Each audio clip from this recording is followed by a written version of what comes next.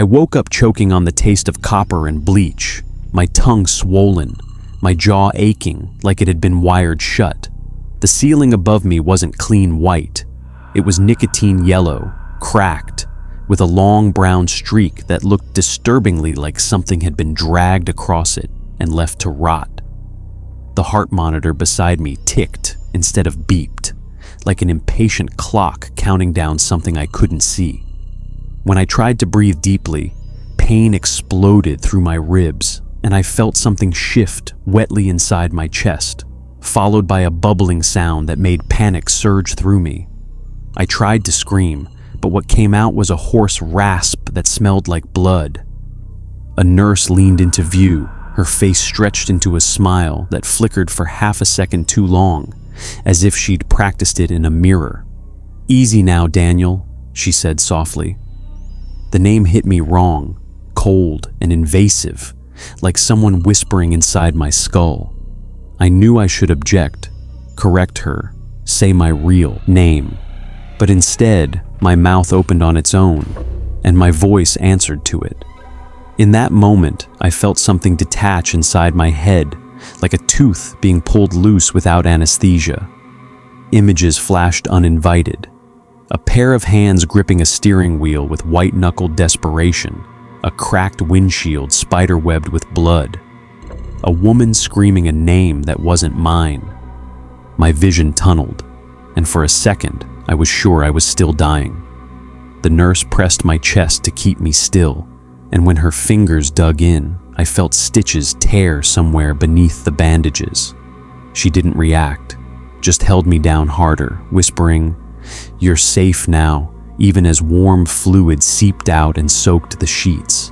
Hours, or days, later, a woman stood beside my bed. Her eyes were red, swollen, raw like she hadn't slept since the world ended.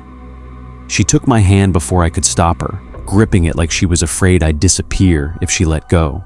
Her touch sent a wave of nausea through me. Not fear, not comfort, but something worse. Recognition without memory.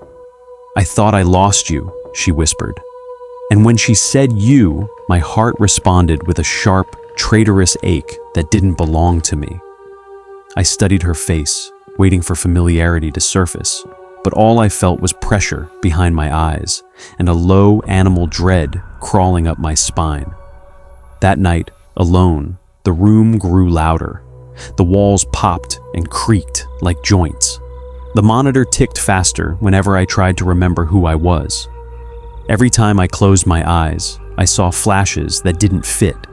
An address I'd never lived at, a dog's wet nose pressed against my palm, the visceral certainty that hospitals were places where people went to become someone else. When I finally whispered my own name into the dark to anchor myself, nothing came out. Instead, my mouth shaped a word I hadn't chosen. Daniel.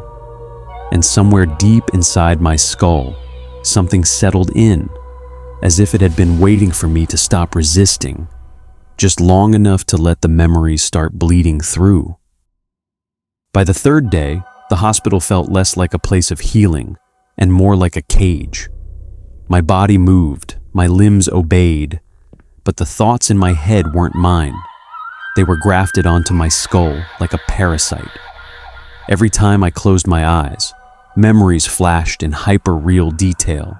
Daniel Mercer's life spilling over mine, but in the wrong skin. I remembered standing over a shattered kitchen floor, blood pooling around a cracked plate, my hands trembling as I realized what I had done, or thought I had done. The memory came with a metallic tang, a sticky warmth that made my stomach heave. It wasn't a dream, it was him living through me. My reflection in the polished floor tiles was my own, but the eyes, the cold, calculating eyes, watched with a familiarity that made my heart jerk. I could hear his voice in my throat, saying things I had never said, asking questions I had never asked, the words tasting like rust. Even when I tried to ground myself in my real past, it was gone. My childhood home dissolved into Daniel's street, cracked asphalt, A mailbox with chipped green paint. A father limping on one leg instead of running like mine used to. The nurses and doctors kept smiling and nodding, calling me Daniel, feeding me soup I couldn't taste, and water I couldn't swallow. I wanted to scream that I was someone else, that this body, this house, this woman, they weren't mine. But the words died in my throat, replaced by flashes of a life I didn't live. Proposing to the red-eyed woman in a thunderstorm, nights of feverish fights, the smell of smoke and blood after a heated argument, and always a shadow of death hovering close, patient. That night, the darkness of the hospital room pressed in like wet cloth, and I dreamed I was driving. Not the accident. I could feel that coming. But a week before, hands gripping the wheel, knuckles raw and cut, and Daniel's voice whispering in my ear, "You can't keep this." Then the impact came, crushing my chest in the dream, and I woke to a wet, sticky warmth beneath the hospital gown. I was alive, but only because Daniel had left a fragment of himself behind, bleeding into me. I touched my chest, trembling, and realized the bruise wasn't mine. Something had started living inside me, and I wasn't sure I'd ever get it out. When they finally discharged me, the world outside felt like a set built for someone else's life. The car waiting at the hospital was hers. My wife, Daniel's wife, eyes red and raw from crying, but filled with a desperate hope I couldn't return. The steering wheel felt oddly familiar beneath my fingers, as if my body remembered driving, but not me, not the man I was before the accident. The house itself greeted me like a predator greeting prey.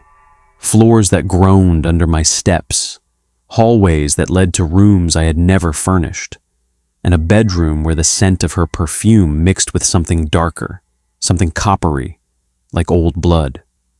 That night, I walked silently through the house while she slept. Each room was a gallery of a life I hadn't lived, but somehow remembered. A cracked photo frame showed Daniel smiling beside her, holding a baby I didn't recognize, their faces lit with a warmth I couldn't feel. The air smelled faintly of decay beneath the surface, like something dead had been cleaned and left to rot in the corners. My chest tightened as I realized the body I wore wasn't empty. It was full of him, of his fears, his regrets, and perhaps most horrifyingly, his sins. In the basement, behind a warped wooden panel, I found the locked metal box. My hands shook as I pried it open. Inside were clippings from newspapers, photographs, and small mementos, things that shouldn't exist. One photo showed Daniel standing over a man sprawled on a bathroom floor, eyes wide, a knife in his hand. But the victim's face was blurred, smeared with blood like it had been wiped away by someone who knew they would be caught. Another clipping detailed a missing person, a man whose features were nearly identical to mine. My pulse slammed against my ribs as I read the headline, "Local man vanishes without trace. Family fears foul play." In the same box, a hospital bracelet, my bracelet, lay coiled like a snake. It was dated 2 years ago. 2 years of my life were missing, stolen, overwritten. And then I remembered the accident, the flash of headlights, the impact, the screaming woman. But now I wondered if it had been me screaming, or Daniel. A shiver crawled up my spine as the house settled in the dark. Somewhere above me, the floorboards creaked, the faint sound of breathing not my own. I realized then, in that hollow silence, that I wasn't just living Daniel's life. I was sharing it, and the man whose memories haunted me was not done. He had left pieces of himself behind, bleeding into my skull, shaping my thoughts, teaching my body what it meant to be him, and I had no idea if I could ever reclaim my own. I couldn't sleep that night. Every creak of the old house sounded like footsteps following me. The basement door, which I had avoided for days, called to me, whispering truths I wasn't ready to hear. I descended the stairs with a flashlight that trembled in my hand, the beam cutting through the thick, musty air. The smell hit me first. Iron, copper, decay. Something had been left down here. Under a tattered tarp in the corner, I found a second car. The front bumper was dented in the same way as Daniel's accident report had described, and patches of dried blood clung stubbornly to the edges, dark and sticky. My stomach knotted. The memories surged suddenly and violently, as though the house itself had injected them into me. I was in the driver's seat again, hands slick with my own sweat, or someone else's. A man I knew too well leaned in from the passenger seat, whispering calm and precise, "You can't keep this." Then everything shattered. The crash, the screams, the metal twisting around us, and the world became one long, wet, sticky silence. When I stumbled back into the basement, my knees wet, not from sweat, but something darker. I realized the blood in the garage wasn't old. Someone had been here recently, very recently. Someone had been watching, waiting, ensuring the plan worked. The fragments coalesced like shards of broken glass in my mind. Daniel's accident hadn't been an accident at all. It had been orchestrated, calculated down to the heartbeat. The man in the car with me, the one I remembered driving alongside, had been dying. A brain tumor, he had planned everything meticulously, relying on trauma to fracture my mind and overwrite my memories with his own. The flashes became unbearable. His meetings, his phone calls, the way he had studied my habits for months, learning my routines, my quirks, my voice. I realized with a sinking horror that the crash wasn't about survival, it was about replacement. My identity had been the target, and yet somehow I had survived, twisted and fractured, carrying a half-life I wasn't supposed to keep. That's when I heard it, breathing behind me, slow, deliberate. I spun, heart hammering, only to find nothing but shadows dancing on the basement walls. A voice slithered through the darkness, quiet, chilling, familiar. "You weren't supposed to wake up." It wasn't Daniel speaking to me. It was her, his wife. Her tone wasn't comforting. It was predatorily calm, like someone explaining a mistake in a precise experiment. I stumbled backward, realizing that I was no longer a visitor in this life. I was a participant, trapped in Daniel's carefully constructed nightmare, and whatever game she and Daniel had been playing was far from over. The house was empty when I woke the next morning, too quiet, too clean. No sign of struggle, no footprints, no messages, just an eerie sense that the walls themselves were holding their breath. I checked every room. The basement was bare, the car gone. The metal box I had opened now vanished. On the kitchen table lay a single hospital bracelet, coiled like a serpent ready to strike, and a note scrawled in handwriting that made my stomach drop. "I'm still here, just quieter now." The letters were mine, but not mine. The curves and angles of each character made the skin on my arms crawl, as if someone had written it while pressing their fingers into my soul. My pulse hammered in my ears, and the shadows in the corners of the rooms thickened, folding in on themselves like ink in water. I realized then that Daniel hadn't left entirely. He hadn't died, hadn't surrendered his life. Part of him had stayed behind, embedded in my memories, my muscles, my reflexes, learning, watching, waiting for me to slip completely. The realization hit me fully as I sat in Daniel's recliner, the fabric rough against my skin, and the air around me smelled faintly of iron and antiseptic, the scent of hospitals and blood lingering like a ghost. I could feel him there, every heartbeat in my chest echoing his own, every breath a mimicry I couldn't control.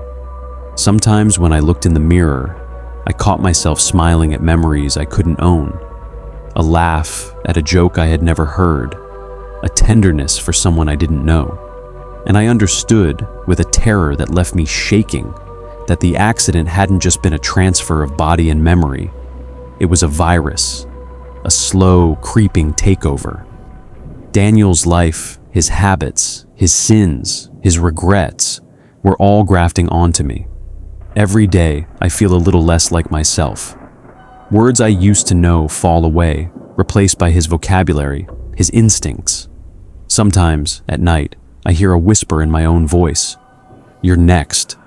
I know now that it isn't just me and Daniel. That life I thought I had, the one I survived from, was a temporary guest in a house already claimed. Whoever comes after me, whoever sits in my hospital bed after a crash, will wake up carrying pieces of both of us, pieces that will not belong to them.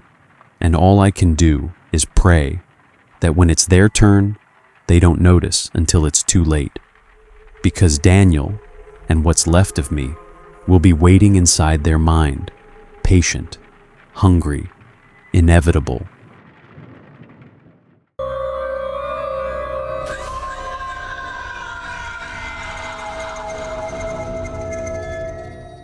I took the babysitting job because they sounded nervous on the phone, and for some reason that made me curious. My name's Marissa Cole. I was only 19, home from my first semester of community college, bored enough to say yes to anything that broke the routine. Mrs. Harper spoke fast, like she was already running late, giving me the address twice and thanking me 3 times before hanging up. When I pulled up on Alder Street, the place looked darker than a house expecting a sitter should. One bulb burned near the garage, flickering in a slow, sick way, and the rest of the windows were black. The neighborhood was normal. Quiet lawns, a TV murmuring somewhere, a dog way off. But their home felt sealed, like it had wrapped itself tight. Mr. Harper opened the door before I knocked. He smiled, but it didn't reach his eyes. Mrs. Harper stood behind him, holding Owen, wrapped in yellow, tugging the blanket higher every few seconds, as if she was covering bruises or bite marks or something she didn't want me to notice. While they rushed through instructions, I saw scratches carved into the inside of the door frame, thin and frantic, some near the floor, others high enough that I'd have to reach to make them. I almost asked, but Owen let out a quick, breathy whimper and twisted toward the staircase, staring into the dark like someone had just called his name. They hurried out after that, words tripping over themselves, car starting before I stepped away from the window. The moment the lock clicked, the house changed. The air thickened, warm and metallic, with a sour smell that reminded me of a wet sink drain. Owen kept watching over my shoulder, fingers opening and closing, his attention glued to the stairs. I tried making small talk, my voice sounding fake and far away, while I noticed how bare everything was. No family photos, no mail, nothing that proved people actually lived here. Then something moved upstairs, a soft, careful thump, like a foot testing the floor. I told myself it was pipes, framing, normal settling noise, but Owen smiled at it, wide and calm, like he was happy it finally made it home. The reaction made my stomach turn. I shifted so I could see the staircase, expecting empty steps, expecting quiet. What I got instead was the feeling of distance inside the dark, a depth that pulled back the second I focused on it, as if something had leaned away, barely avoiding being seen. I tightened my hold on him, throat dry, already planning to check the nursery early. Above us, the floor gave another small adjustment, closer this time. I didn't wait for it to happen again. I carried Owen upstairs with that fake calm adults use around kids, whispering that everything was fine while my ears stretched for any sound ahead of us. The hallway light was already on, even though I didn't remember turning it on before, humming faintly, making the paint look gray and tired. His nursery door stood open. The room felt warmer than the rest of the house, almost stuffy, like it had been closed up with too many people breathing in it. I walked in and went straight to the crib, half expecting someone to be standing there pretending they belonged, but there was only the mattress and the blanket folded back. I set Owen down and he grabbed my finger before I could pull away. Eyes open now, not crying, just studying my face like he was trying to warn me without knowing how words worked yet. "I'll be right downstairs," I told him, and it sounded like a lie, even though I meant it. He finally let go. I backed toward the door, not turning my back until the frame touched my shoulders. That's when I noticed the baby monitor on the dresser. Small screen, green glow, camera already pointed at the crib. The power light was on. Someone had turned it on. I told myself parents do that before sitters arrive. Normal, helpful, stop being dramatic. Still, my hand shook when I picked up the receiver. Owen rolled to his side, thumb in his mouth, eyes drifting shut. Nothing else moved. I forced myself to leave, walked down the hall, down the stairs, every step louder than before, like the house wanted me to know it was awake too. I sat on the couch but didn't turn on the TV this time. The monitor rested in my palm, screen showing Owen sleeping, chest rising and falling, blanket smooth. For a minute, maybe two, everything held steady. Then a faint sound slipped through the speaker, fabric rubbing, slow, careful. I looked closer, thinking Owen was waking up, but he hadn't moved. The rubbing kept going, followed by a tiny wooden tap, like a fingernail testing the crib rail. My mouth went dry. I turned up the volume. Another tap. Then the mattress dipped near his feet, gentle but clear, pressing down and staying there. I waited for a hand, an arm, anything to come into view, but nothing appeared. The weight just remained, invisible, patient. Owen's breathing changed. He wasn't asleep anymore. His eyes opened and he looked straight toward the spot where the mattress sank, tracking something I couldn't see. His lips trembled, but instead of crying, he smiled again. The same relieved expression from downstairs. The speaker crackled, and beneath the static, I heard breathing that didn't match his rhythm. Longer pulls, deeper, wet at the end, like air moving through a throat lined with fluid. A dark smear slowly dragged across the camera lens from the side, leaving a streak like grease or old blood, blurring half the picture. I stood up without realizing it, heart hammering, whispering no, over and over. The mattress dipped further. Something had climbed in with him.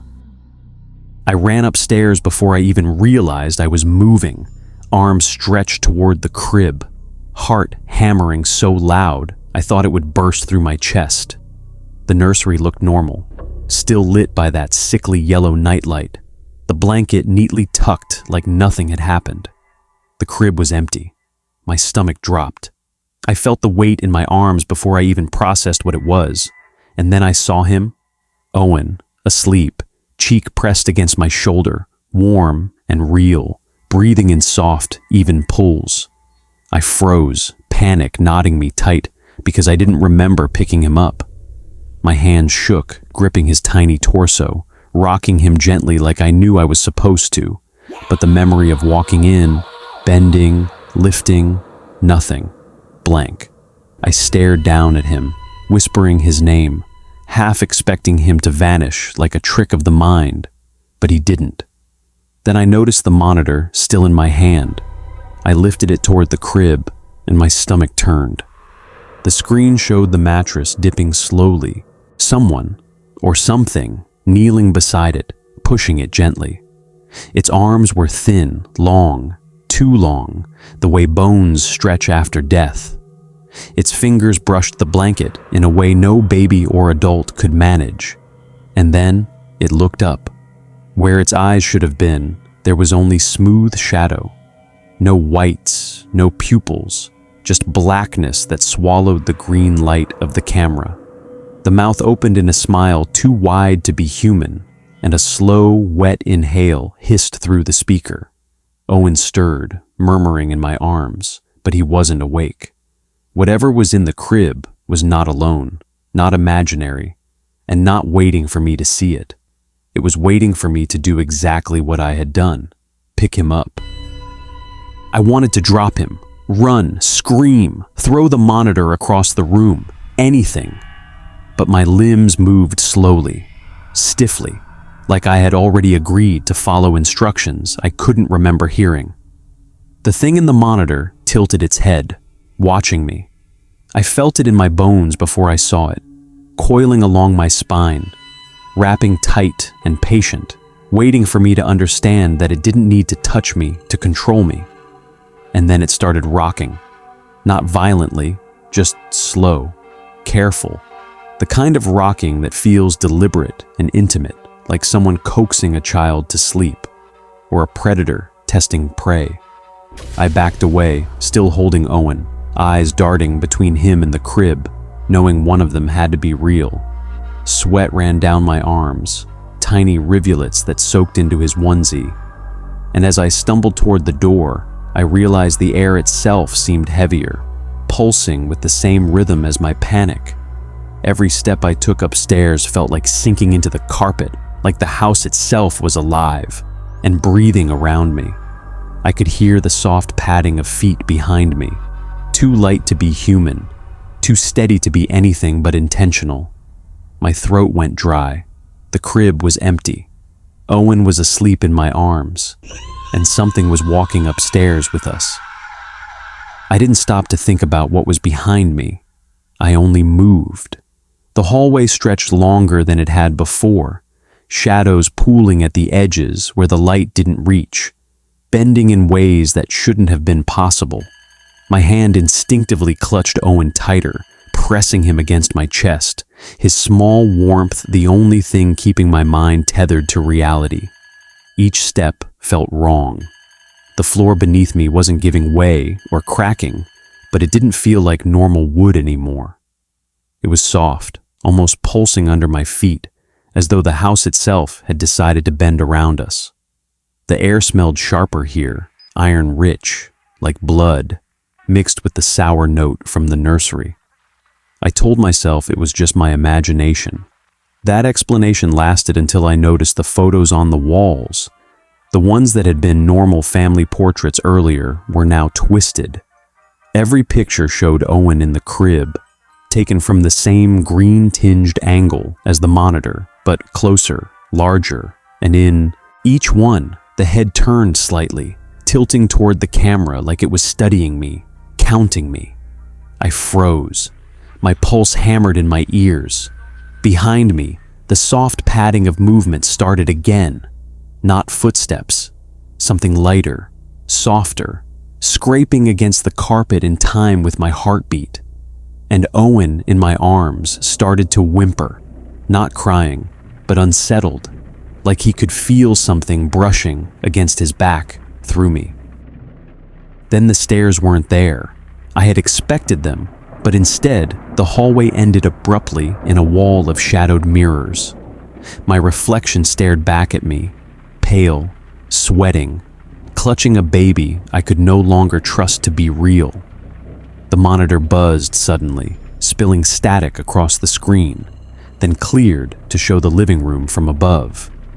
I wasn't there, not in the room. The camera hovered somewhere high, looking down on me from a place I couldn't reach. I turned slowly, terrified, and realized I hadn't used the stairs at all. Somehow, I was downstairs in the living room, holding Owen the entire time. My brain screamed for explanation, but there wasn't one. And then I heard it, breathing. Long, wet, slow pulls behind me, like someone kneeling, watching, patient.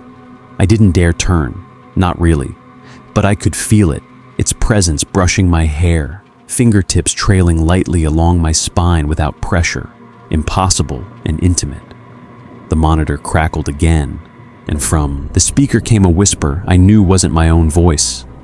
"Hey," it breathed, warm and soft, wet against my ear, like someone inhaling too close.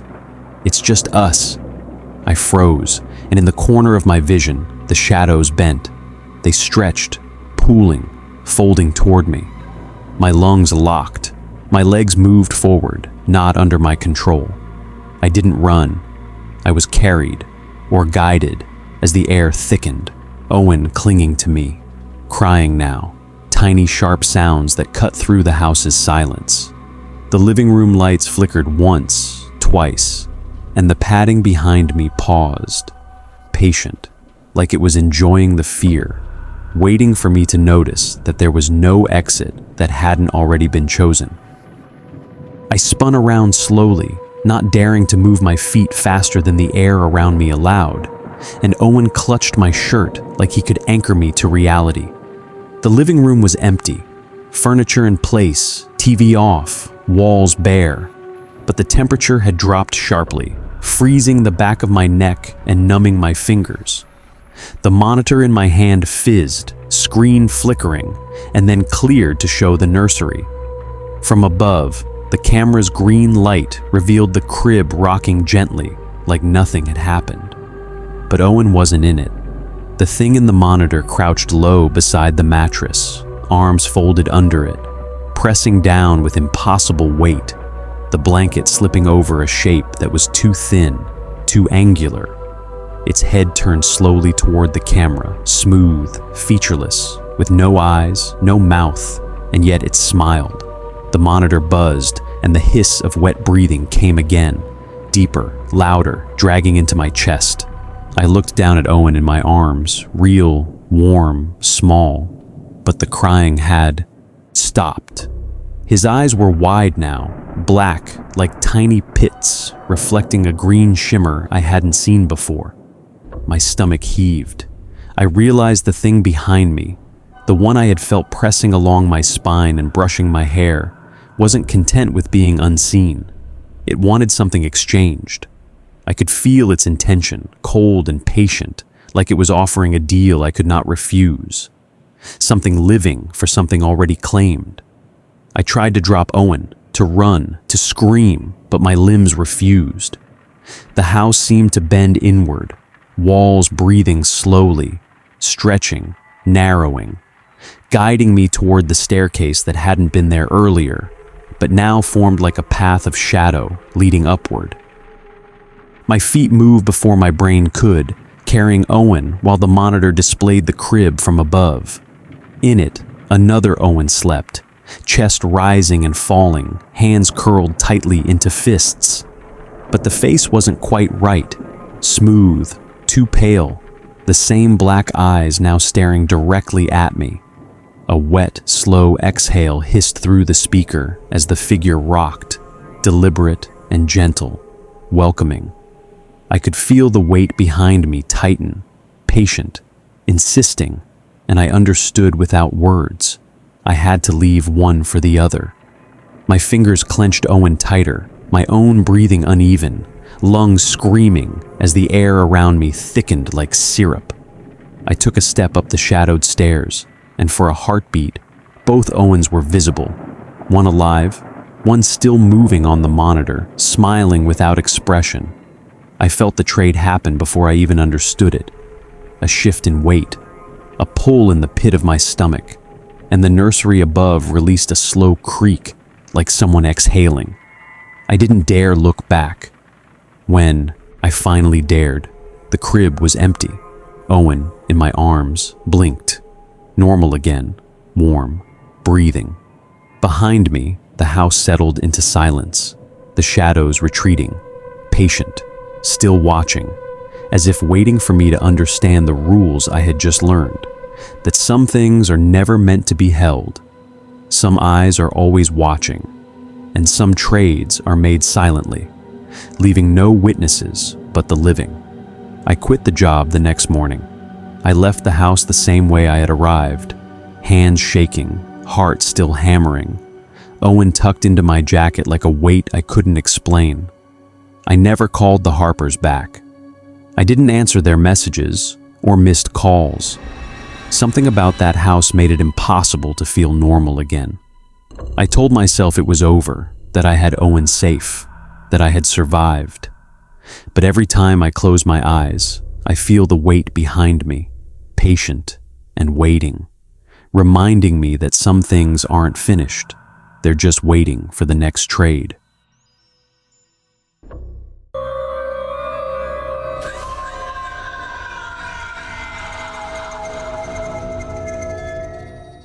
My name is Emily Carter, and this happened at my house on a quiet gravel road outside Cedar Bluff, Missouri. I was half asleep when it started, the kind of sleep where your mind drifts, but your body feels nailed to the mattress.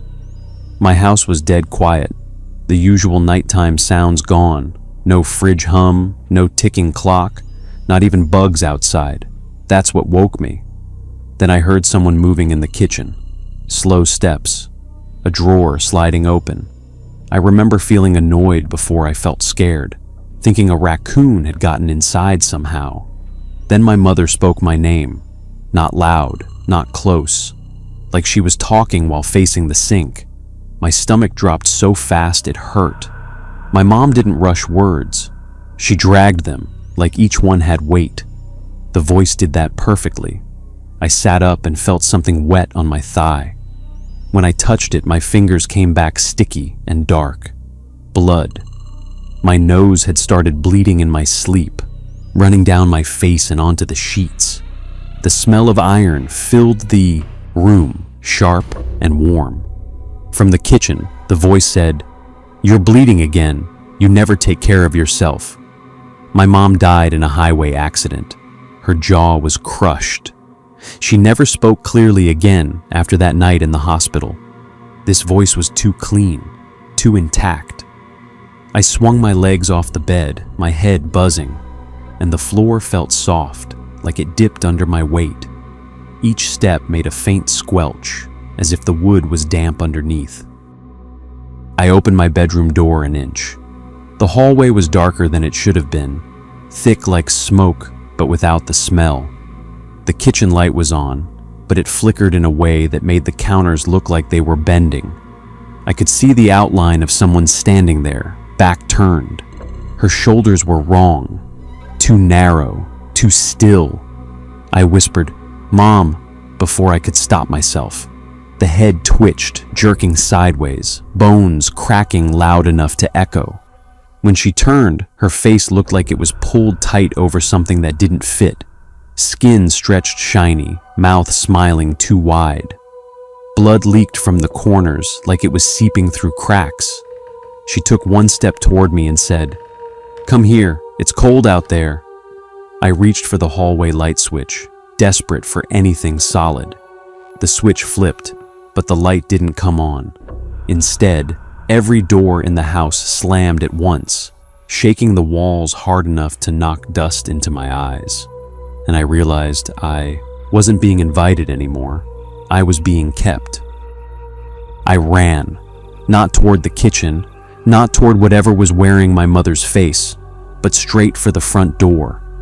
My feet slid on the hallway floor like it had a thin layer of grease on it, my palm smearing blood from my nose onto the walls as I caught myself.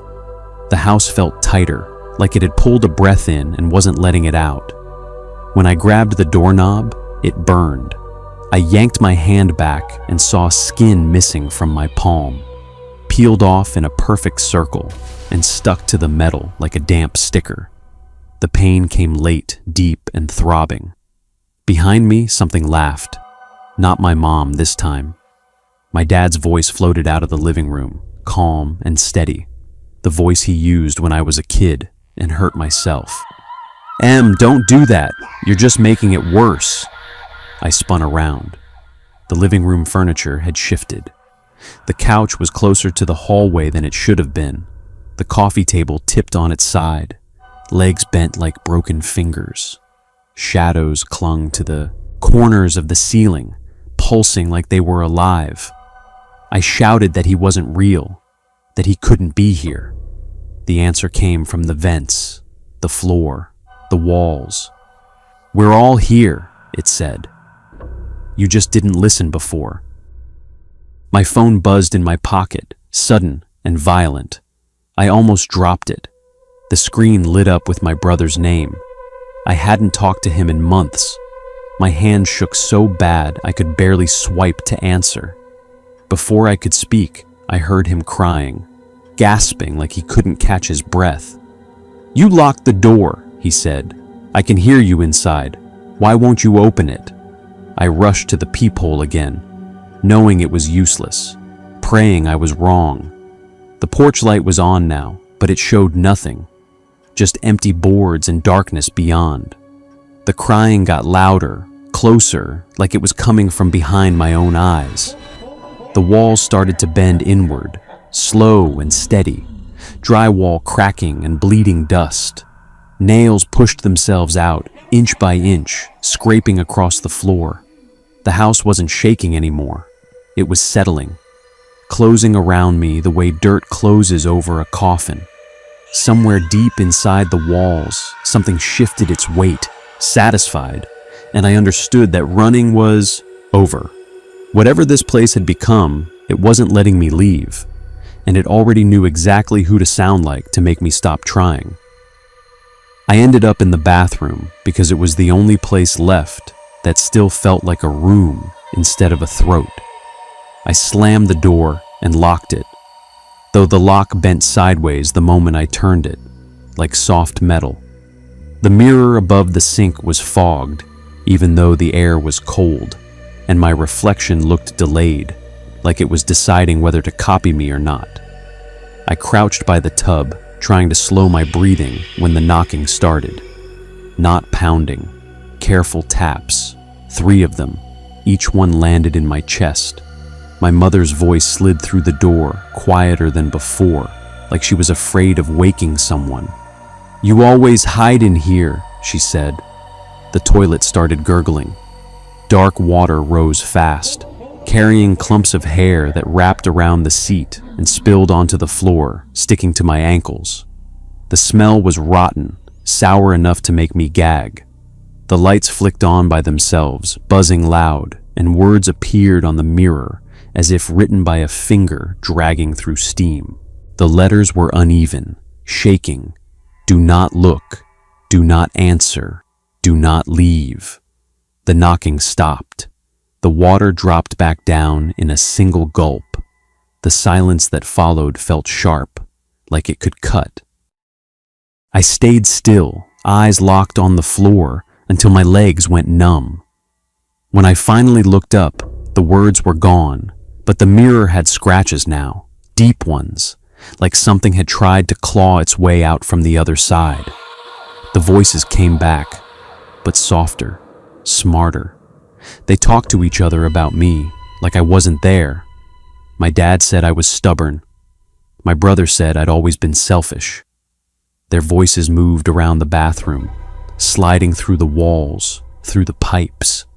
I pressed my hands over my ears, but that only made it worse. The sound came from inside my head now. The door creaked inward, an inch on its own, wood fibers popping. I squeezed my eyes shut, remembering the rules, repeating them in my mind like a prayer. The voices changed tone, annoyed, then sweet again. We're just talking, they said. You don't have to be scared. The floor vibrated under me, slow and steady, like a heartbeat that wasn't mine. Whatever had closed the house around me in the hallway was waiting now, patient, learning. I realized the rules weren't there to protect me. They were there to teach me how long I could last before I broke them. By the second night, or maybe it was the third, I lost track of time. I had stopped looking at clocks, stopped trusting the sunlight that never reached the kitchen, and I was sure the house was shifting around me, moving rooms and hallways while I slept. The voices had grown cleverer, imitating every word my family ever said. They knew what I feared, what I loved, what made me hesitate. They laughed at jokes only my dad would tell. They begged for help in my mother's soft tones. They whispered my childhood secrets in my brother's cracked voice. I could feel them inside my chest, the sound vibrating through bone, searing into my ears until my head ached. I covered my face, curled on the bathroom floor, and tried not to breathe. That's when I heard my own voice, my own calling me from the living room. I froze. No one else could sound like that.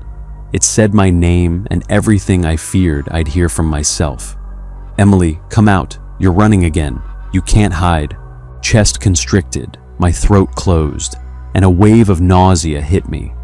The walls behind me groaned and creaked as if the house itself had a spine bending, pushing closer.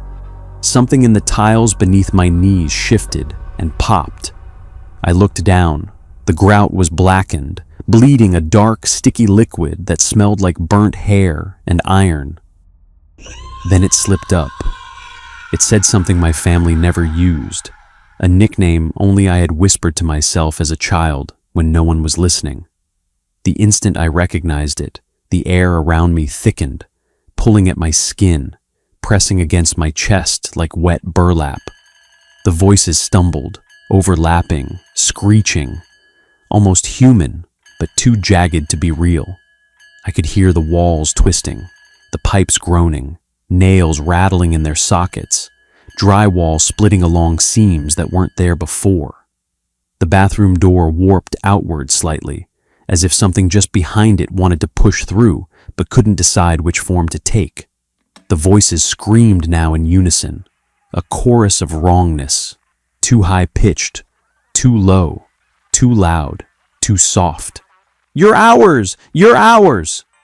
The sound vibrated in the floor, the ceiling, inside my bones.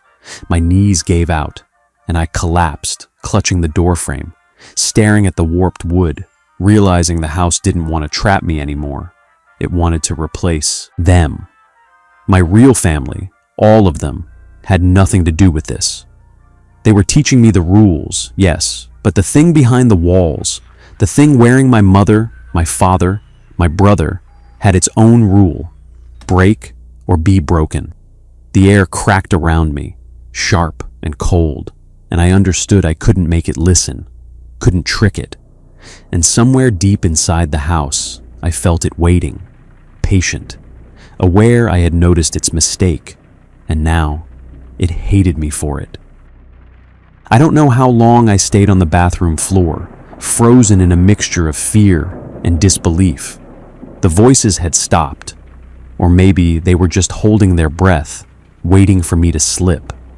The tiles beneath me were slick with a strange, dark residue that smelled of copper and decay, and when I lifted my hands, streaks of it smeared my arms, sticky and warm. My reflection in the cracked mirror seemed to blink on its own, slower than I did, like it was thinking about the wrong words before it spoke. That's when I heard it, soft, slow tapping at the front door. Not angry, not demanding, almost polite. Tires crunched on the gravel outside, and a faint blue glow cut through the cracks of the blinds. My knees gave out, and I scrambled to the hallway, gripping the walls for support. The voices tried to rise again, murmuring my name, pleading with me to stay inside, to obey. But their tones were cracked now, broken, hesitant. They had made a mistake, and they knew it. I reached the door, hand trembling so badly, the knob spun under my fingers. I counted to 3, whispered a prayer I didn't believe in, and opened it. The deputy standing there squinted against the porch light, his jacket wet from dew, radio clipped to his shoulder, flashlight in hand. "Emily Carter?" His voice was firm but worried. Relief hit me so suddenly, I nearly fell forward. I wanted to tell him everything, every detail, the voices, the house, the way the walls had breathed, but the words caught in my throat. Behind him, in the dark glass of the cruiser window, I saw them. My mother, smiling the same way she had that first night. My father, leaning casually against the front porch, arms crossed, voice silent. My brother sitting on the steps, face calm and unreadable. I blinked, trying to process it. But when I looked back at the house, it was just an empty shell. Windows dark, door closed, nothing moving. The deputy glanced back at the cruiser, frowning. "Ma'am, are you alone in there?" I nodded, my voice a croak, but I didn't move. The house groaned behind me, like it was stretching, waking, angry. I realized then that leaving hadn't ended it.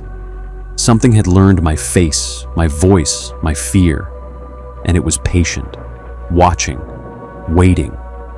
When I finally stepped into the night, the air smelled of wet earth and iron, and a faint whisper tickled my ear, unmistakable and chilling. "You can run, but one day we answer the door again." I didn't look back, but I could feel it through the walls, behind the glass, inside the shadows. And in that moment, I knew some doors, once opened, never close completely.